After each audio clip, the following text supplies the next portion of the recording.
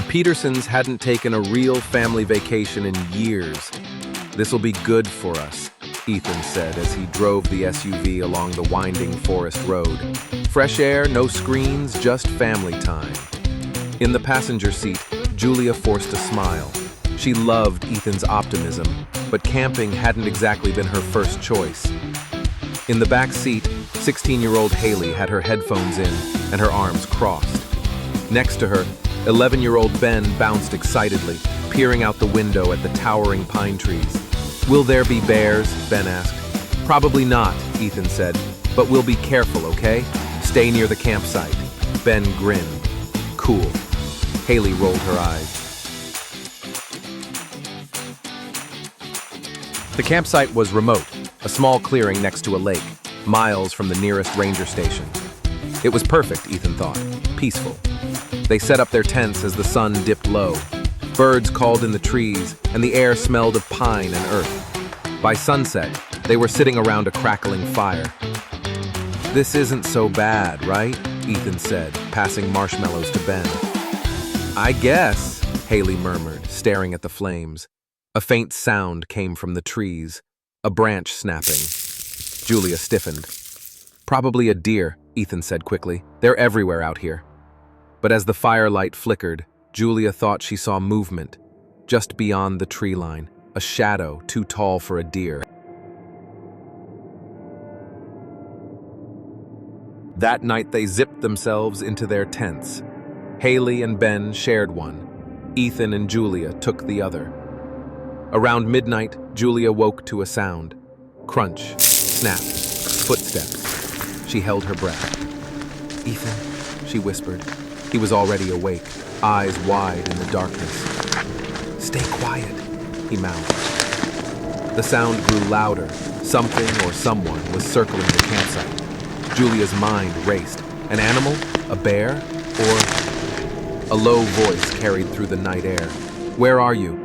Julia's stomach turned to ice. It wasn't an animal. Ethan unzipped the tent just enough to peek out. The fire had burned down to embers. The shadows between the trees were thick, almost alive. "Go check on the kids," he whispered. Julia crawled across the campsite and unzipped their tent. Haley sat upright, clutching Ben, her face pale. "Mom, someone's out there," Haley whispered. Julia pulled them both close. Ethan grabbed the hatchet they'd brought for chopping firewood. "Who's there?" he called out. Silence. Then, "You shouldn't be here." The voice came from the darkness, deep and unfamiliar. "Stay in the tent," Ethan told Julia and the kids. He stood near the fire pit, scanning the tree line. "Who are you?" he shouted. No response. But then he saw it, a figure standing just beyond the firelight. Tall, thin, dressed in dark clothes. Ethan gripped the hatchet tighter. "We don't want trouble," he said. "We'll leave in the morning." The figure tilted its head. "You won't make it to morning." Julia's heart raced as she clutched Haley and Ben. They could hear Ethan outside calling out. Then came a thud. "Dad!" Ben cried. Julia unzipped the tent.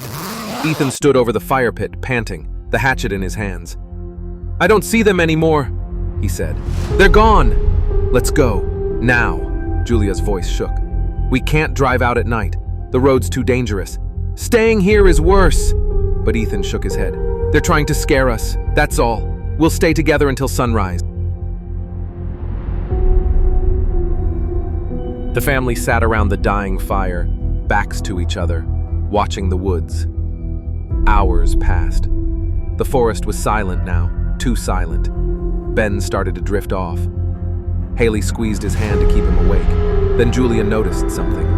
The firewood pile, they'd stacked it neatly earlier. Now it was scattered across the ground. Someone had been in their camp, right under their noses.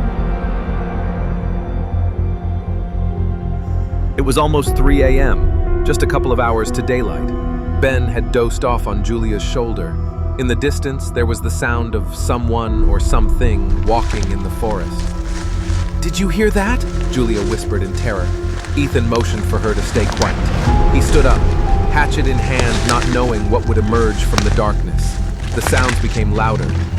Not only did it seem like someone was getting closer, but it seemed like there was more than one. Julia held onto Haley and Ben tight, and suddenly there was silence.